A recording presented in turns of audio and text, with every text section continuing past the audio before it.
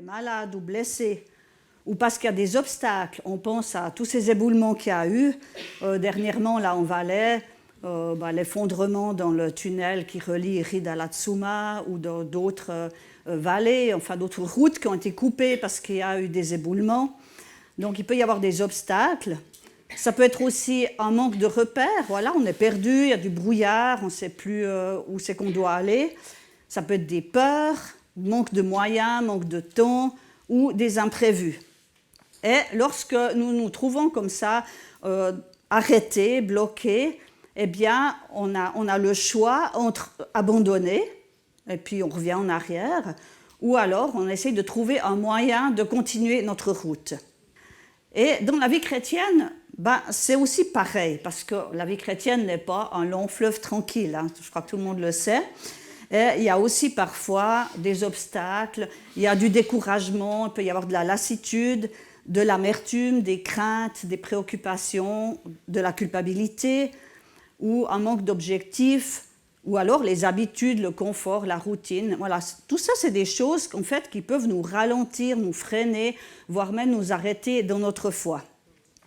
Alors, comment est-ce qu'on peut vivre ces temps d'arrêt, ces temps de désert, de questionnement, de doute peut-être, ou de ras-le-bol? Comment se remettre en route?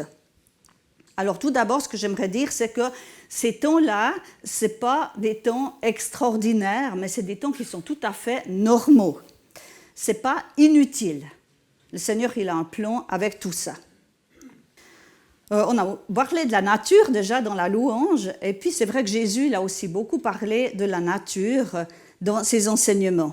Et je crois qu'il faut qu'on comprenne aussi qu'il y a un principe dans la nature où il y a un parallèle en fait avec notre vie spirituelle.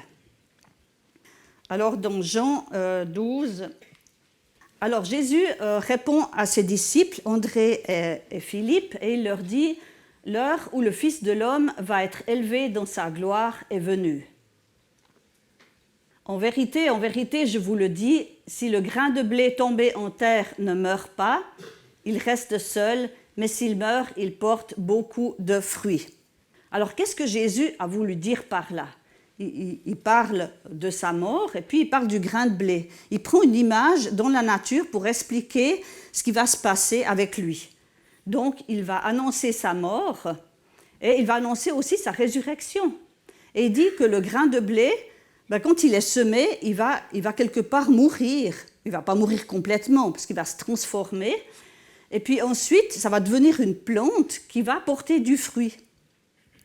Et l'apôtre Paul, il va aussi reprendre cette image dans 1 Corinthiens 15, les versets 35 à 38. Quelqu'un dira, « Comment les morts ressuscitent-ils et avec quel corps reviennent-ils » Homme dépourvu de bon sens, ce que tu sèmes ne peut reprendre vie que s'il meurt. Et ce que tu sèmes, ce n'est pas la plante qui poussera, c'est une simple graine, un grain de blé peut-être ou d'une autre semence.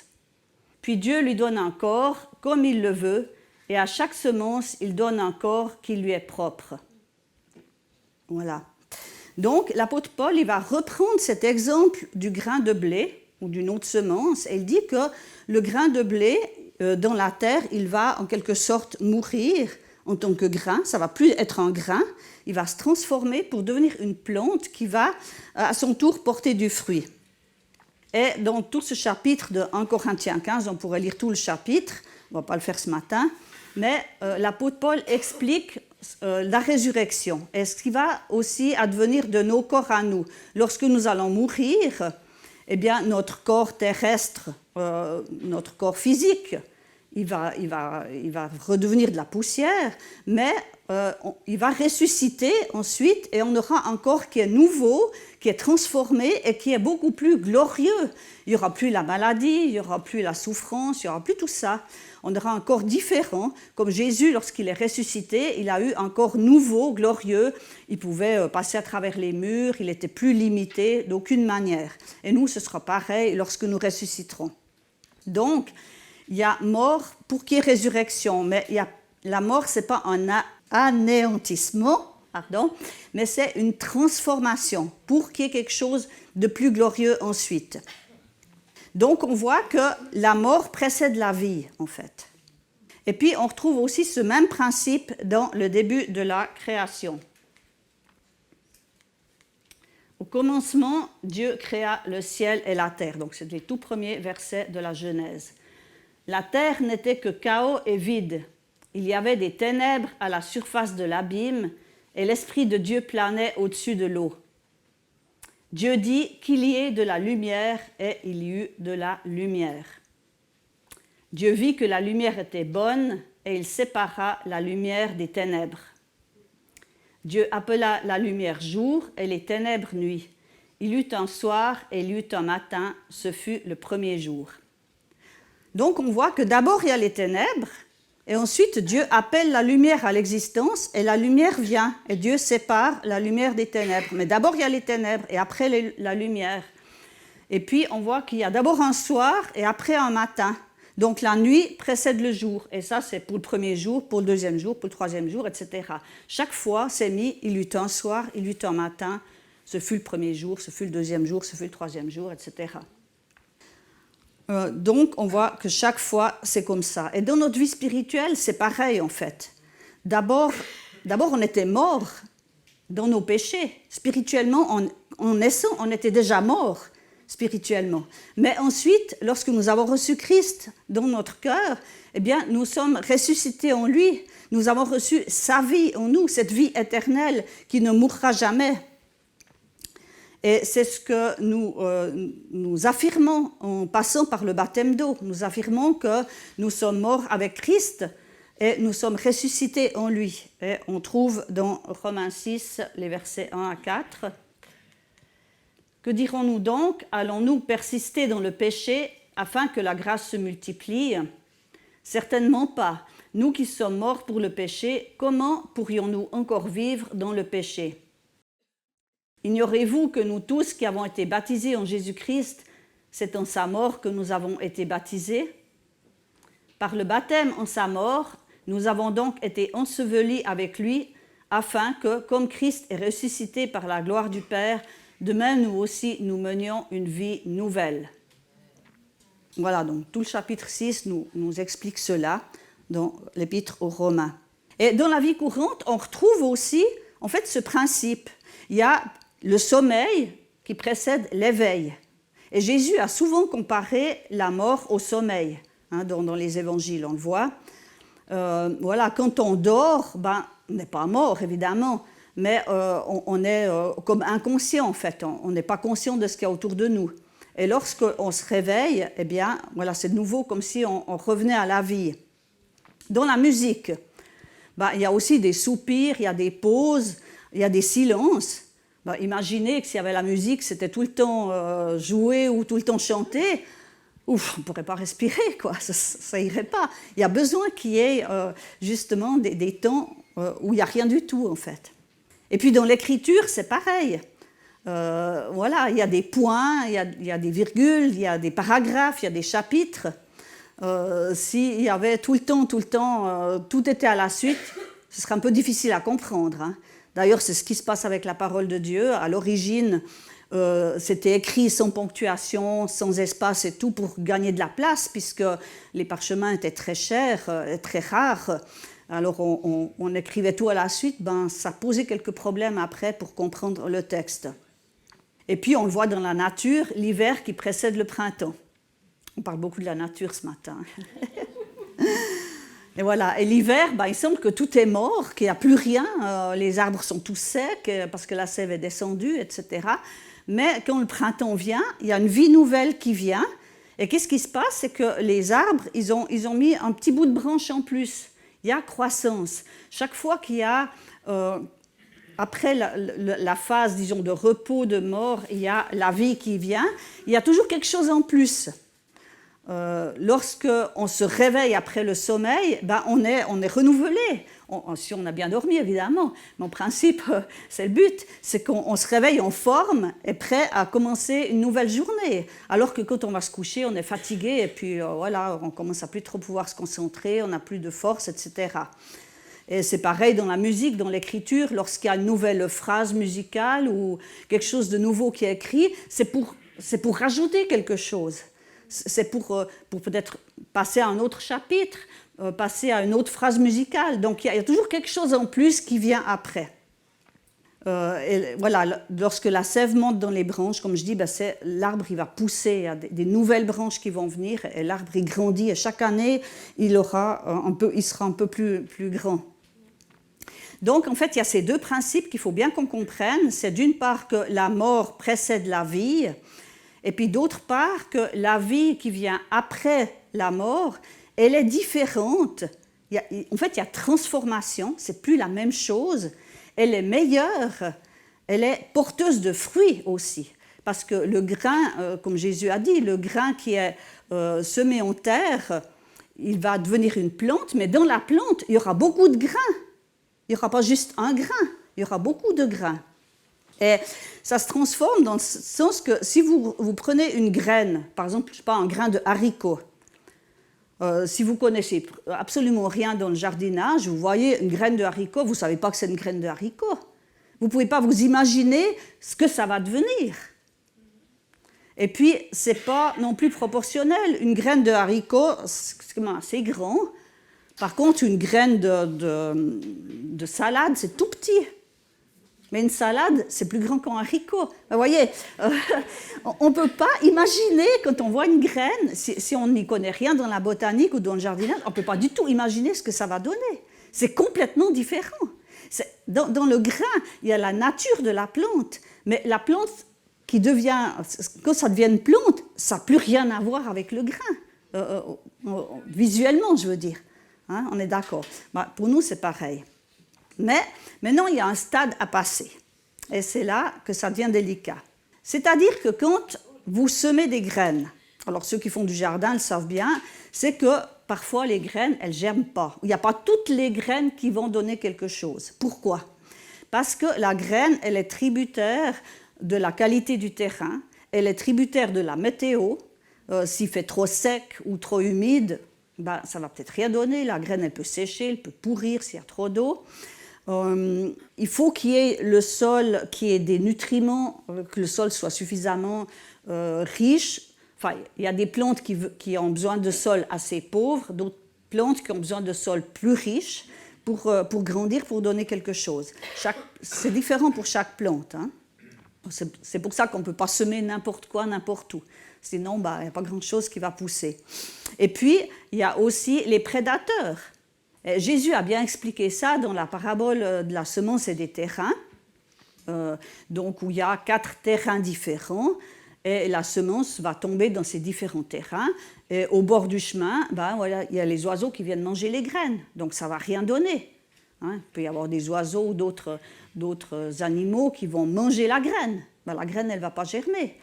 Il y a d'autres plantes, d'autres semences qui vont tomber dans un sol pierreux. Il n'y aura pas assez de terre, il fera trop chaud, ça va sécher.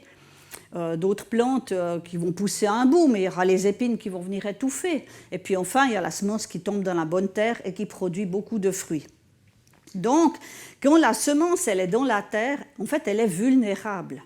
Et quand nous passons par des moments de lassitude, de découragement, des moments d'épreuve, de difficulté, nous sommes aussi vulnérables à ce moment-là. Qu'est-ce que ça va donner? Comment est-ce qu'on va ressortir de ça? Et c'est là qu'on a besoin aussi de se rappeler que Dieu nous aime, comme on l'a chanté, hein, malgré nos doutes, malgré nos difficultés. Dieu est là, il nous aime et il nous tient, il ne nous lâche pas.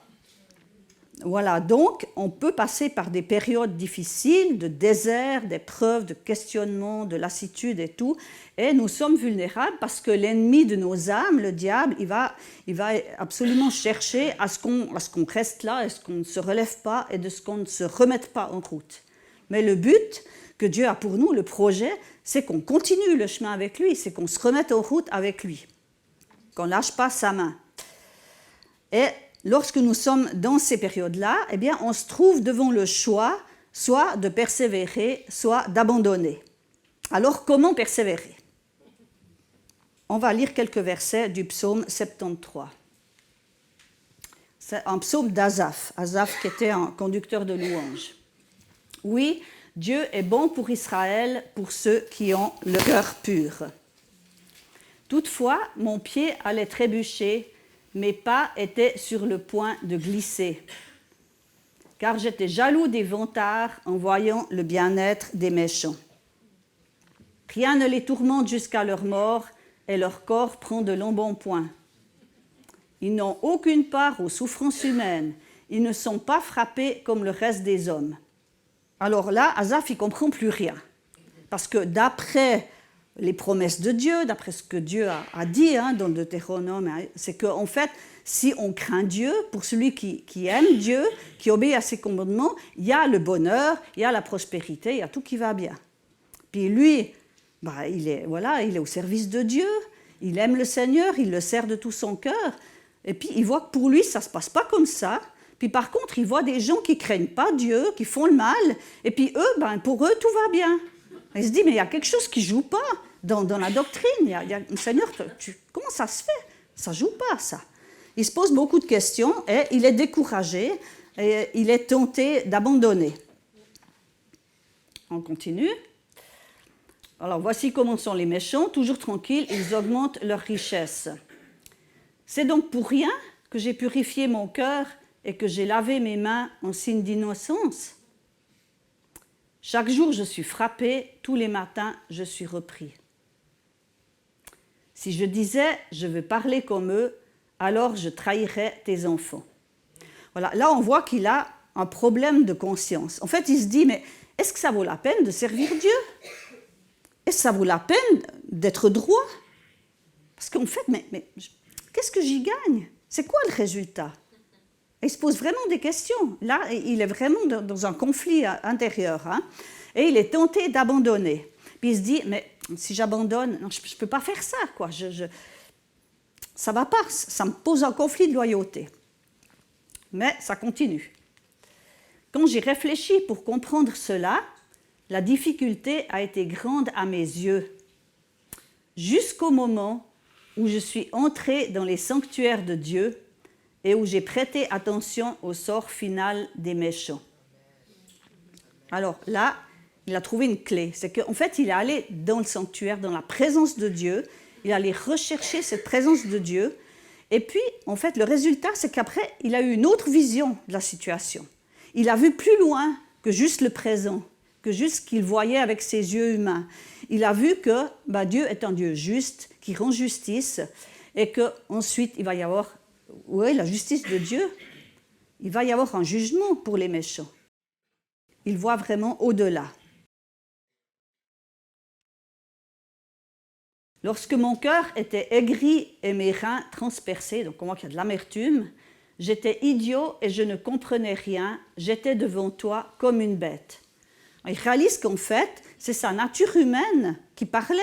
Il agissait d'après sa nature humaine et charnelle et pas d'après sa nature spirituelle. Qui d'autre ai-je au ciel? Et sur la terre, je ne prends plaisir qu'en toi. Mon corps et mon cœur peuvent s'épuiser. Dieu sera toujours le rocher de mon cœur et ma bonne part.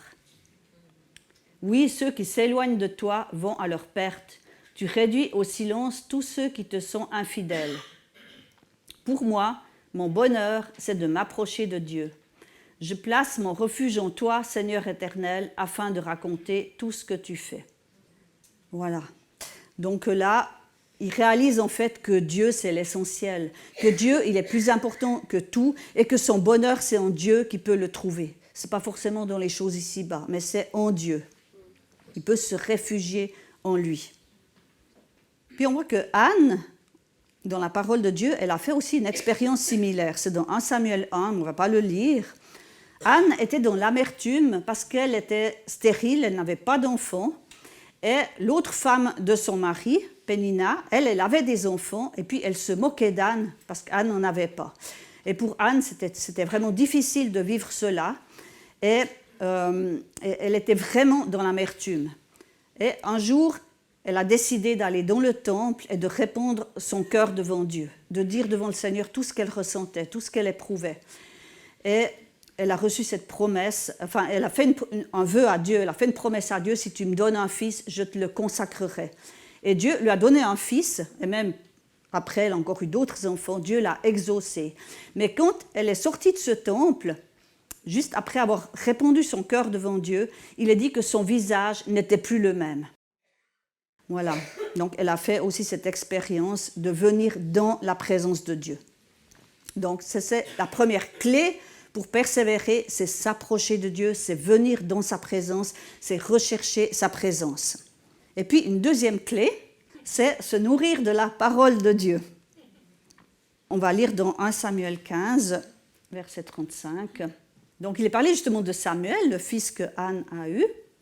Samuel n'alla plus voir Saül jusqu'au jour de sa mort. En effet, il pleurait sur lui parce que l'Éternel regrettait de l'avoir établi roi d'Israël.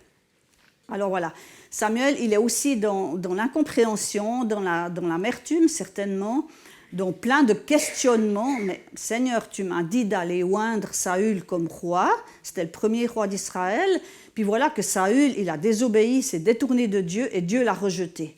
Puis maintenant, ben voilà, Israël, il a un roi qui ne marche pas du tout avec Dieu, mais qu'est-ce qui va se passer maintenant pour le peuple d'Israël? Et puis, je pense que ça le remettait aussi en question, lui, dans ce qu'il avait fait pour Dieu. Il ne comprenait pas trop. L'Éternel dit à Samuel, « Quand cesseras-tu de pleurer sur Saül ?» Alors là, il se fait secouer un petit peu, monter les bretelles par le Seigneur. « Je l'ai rejeté afin qu'il ne règne plus sur Israël. Remplis ta corne d'huile et pars. Je t'envoie chez Isaïe le Bethléemite, car j'ai vu parmi ses fils celui que je désire pour roi. » Et on passe au verset 4. Samuel fit ce que l'Éternel avait dit et se rendit à Bethléem. Voilà, jusque-là. Donc, Dieu va parler à Samuel et va lui dire, tu vas oindre ta corne d'huile et tu vas aller oindre un nouveau roi et tu vas aller à Bethléem. Alors, c'est intéressant parce que l'huile, ça symbolise le Saint-Esprit. Remplis ta corne d'huile, ça veut dire, mais sois rempli de l'Esprit. Tu as besoin d'être rempli de l'Esprit tout à nouveau. Et va à Bethléem. Pourquoi Bethléem? Parce que Bethléem, ça veut dire la maison du pain.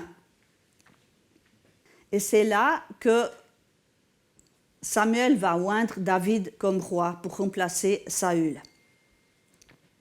Alors, la maison du pain. Jésus s'est présenté comme le pain de vie, dans Jean 6. Et Jésus est né à Bethléem. Et puis, la parole de Dieu est comparée à du pain. Jésus a dit dans Matthieu 4,4, « L'homme ne vivra pas de pain seulement, mais de toute parole qui sort de la bouche de Dieu. » Et Jésus est la parole faite chair dans Jean 1. Donc, voilà, on voit que la parole de Dieu est comparée à du pain, Jésus est le pain, et le pain, Jésus est la parole faite chair. Donc, voyez, il y a tout qui se relie en fait. Donc là, on trouve une deuxième clé pour persévérer. C'est être rempli de l'Esprit et c'est se nourrir de la parole de Dieu, se nourrir du Seigneur. Et c'est important vraiment d'aller puiser dans cette parole de Dieu notre nourriture qui va nous donner de l'énergie spirituelle pour avancer, pour continuer de suivre le Seigneur malgré les difficultés. Il y a quelqu'un d'autre qui est aussi retourné à Bethléem, c'est Naomi. C'est dans le livre de Ruth, chapitre 1. Naomi qui avait donc quitté Bethléem avec son mari, ses 2 fils, et qui était allée dans le pays de Moab. Et puis, voilà que son mari et ses 2 fils sont morts au pays de Moab. Et Naomi se retrouve juste avec ses belles-filles. Et puis voilà, et à un moment donné, elle est dans l'amertume évidemment, parce qu'elle a perdu son mari, elle a perdu ses 2 fils, elle n'a pas de petits-enfants, elle se retrouve un peu toute seule quelque part. Et à un moment donné, elle décide de retourner à Bethléem. Donc elle retourne à la maison du pain, voyez. Et là, une fois qu'elle arrive là-bas, les choses vont changer pour elle et Dieu va lui redonner une nouvelle famille et elle va être heureuse et comblée. Donc on voit ce retour de nouveau à Bethléem, la maison du pain, ce retour à la parole de Dieu, ce retour à Jésus qui est le pain de vie.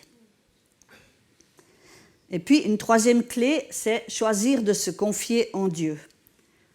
Donc là, on va lire dans Jérémie, dans les Lamentations de Jérémie plutôt.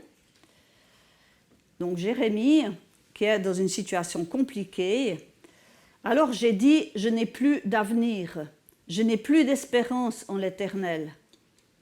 Souviens-toi de ma détresse et de ma misère, de l'absinthe et du poison. Donc là, il y a de l'amertume, hein, l'absinthe. Moi, je m'en souviens bien et je sombre. Voilà, donc Jérémie qui est vraiment dans les difficultés, dans l'amertume. Mais il fait un choix. Voici ce que je veux méditer pour garder espoir. Les bontés de l'Éternel ne sont pas épuisées. Ses compassions ne prennent pas fin. Elles se renouvellent chaque matin. Que ta fidélité est grande. Voilà. Je le déclare, l'Éternel est mon bien, c'est pourquoi je veux m'attendre à lui. Voilà, très beau texte hein, dans Lamentation 3, versets 18 à 26. Donc Jérémie choisit d'espérer en Dieu, de se confier en Dieu, et il croit que Dieu, il a encore des bénédictions en réserve, que ça ne s'arrête pas à sa situation, ce qu'il est en train de vivre maintenant, mais que Dieu, il a encore des choses nouvelles pour lui, des bonnes choses, parce que Dieu est bon. Donc, en conclusion, mais voilà, on passe tous par des temps d'épreuve, par des temps de questionnement, tôt ou tard, hein, ça nous arrive à tous, des passages à vide, des déserts. Et ces temps, ils sont normaux, ils sont nécessaires aussi à notre croissance spirituelle. Donc, ce n'est pas du tout quelque chose d'alarmant, je dirais. Mais, durant ces temps, eh bien, c'est vrai que nous sommes vulnérables. Nous avons peut-être cette tentation de nous décourager et de plus vouloir avancer, de plus aller de l'avant avec le Seigneur. Et la suite va dépendre de nos choix. Est-ce qu'on va persévérer ou abandonner? Et la parole de Dieu nous donne des clés pour persévérer. Donc s'approcher de Dieu avec nos questions, avec notre amertume, voilà, pour pouvoir répandre nos cœurs devant Dieu. Se nourrir de Christ, de la parole de Dieu, être rempli aussi de l'Esprit, hein, se nourrir vraiment de cette parole de Dieu. Et choisir de se confier en Dieu. Croire que Dieu, il a encore des bonnes choses en réserve pour nous.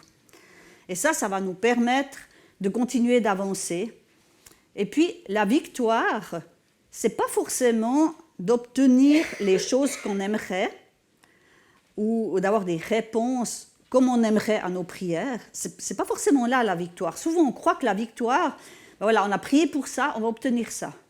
Mais parfois, la victoire, ce n'est pas ça. La victoire, c'est simplement de rester fidèle à Dieu et d'apprendre quelque chose au travers de nos épreuves, d'avoir grandi spirituellement, d'avoir approfondi notre relation avec Dieu et d'avoir une connaissance de Dieu qui est plus grande. C'est ça la vraie victoire, c'est de rester attaché au Seigneur malgré les difficultés, malgré tout ce qu'on peut vivre. Et parfois, on comprendra plus tard pourquoi on est passé par certains stades. C'est vrai que quand on est dedans, pas évident, hein, le brouillard et tout, mais par la suite, on se dit « Ah mais oui, mais en fait ça, c'était pas inutile parce que ça m'a permis de vivre ça, de comprendre ça, ou le Seigneur, il a fait telle ou telle chose au travers de ça. » Donc, il ne faut pas se décourager, il faut persévérer. Et Dieu, il accomplit une œuvre, mais qui peut nous dépasser, mais complètement. Il peut faire bien au-delà de ce qu'on imagine. Nous, on s'imagine telle et telle réponse, mais en fait, Dieu, il a peut-être complètement autre chose, puis c'est beaucoup plus glorieux. Mais ça, évidemment, quand on est dedans, ce n'est pas toujours facile de l'imaginer. Et puis, même si on reste sans réponse ici-bas, on sait que voilà, l'important, c'est qu'on est resté fidèle à Dieu. Et puis, voilà, que notre vie ici-bas, c'est qu'un passage, mais qu'en fait, on sera pour l'éternité avec le Seigneur et qu'on comprendra tout quand on sera auprès de lui, on comprendra tout. Voilà, donc l'essentiel, c'est de garder cette relation avec Dieu, de ne pas lâcher, de persévérer. Alors, je vais terminer par la prière. Seigneur, je te remercie pour ta parole, parce que ta parole, c'est vraiment une nourriture pour notre vie spirituelle. Et Seigneur, j'aimerais te prier pour ceux qui ici présents ou qui écouteront le message par la suite, pour tous ceux qui passent par des temps de désert, de découragement, de lassitude, des temps d'épreuve. Seigneur, pour que tu les aides à rester attachés à toi, pour que tu les aides à venir auprès de toi, à déverser leur cœur devant toi, à s'attendre à toi, à persévérer dans la lecture, la méditation de ta parole, à rechercher à être rempli de l'esprit, à désirer vraiment aller de l'avant. Et Seigneur, merci pour tout ce que tu nous enseignes au travers de la nature, avec cette semence qui est dans la terre, va puiser aussi les éléments, les minéraux et tout ce qui a besoin dans la terre pour se transformer. Et nous, Seigneur, on a ta parole, on a ton esprit, on peut puiser ce dont on a besoin. Et Seigneur, merci parce que c'est toi qui nous transformes et tu fais une œuvre qui nous dépasse.